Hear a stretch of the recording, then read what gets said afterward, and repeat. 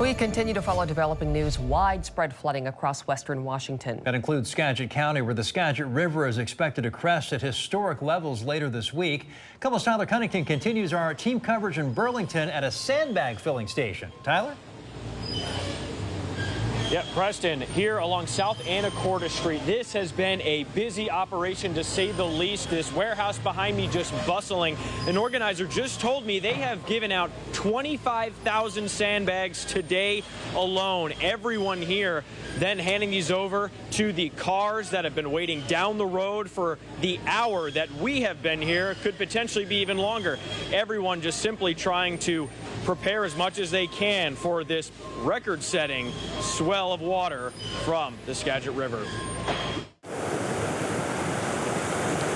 Skagit County communities like Lyman, Concrete, and Hamilton all given evacuation orders as a result of rising water levels Wednesday. This is probably the worst it's ever been, but I mean, it could be worse. Wading through his parents' backyard, Garrett Kennedy says this kind of flooding was expected, but he's thankful he doesn't live near the riverbank. We're high enough in elevation that really the creek is our only concern.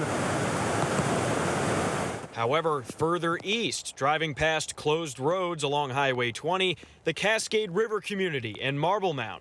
It's pretty darn wet, I'll tell you that. Has a front row seat for the Skagit, which is projected to hit a new record high crest by almost 6 feet, according to the National Weather Service. But when you start getting from the bridge down, these levels start getting a little bit lower and the water's starting to creep up onto people's properties up in here. It's a sight you can't exactly ignore living on the riverbank.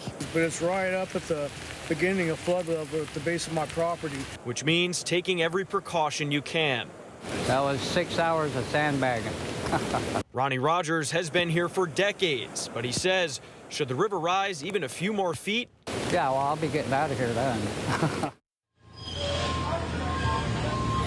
Again, the peak level for the Skagit River is expected to crest around 4 a.m. towards 10 a.m. tomorrow morning. Just within the last hour, parts of Mount Vernon were also issued evacuation notices, including areas around Burlington as well. For any who will have to follow suit and evacuate from their respective homes, Skagit County leaders say they are coordinating with the American Red Cross to coordinate putting together shelters. Live here in Skagit County tonight, Tyler Cunnington, KOMO News.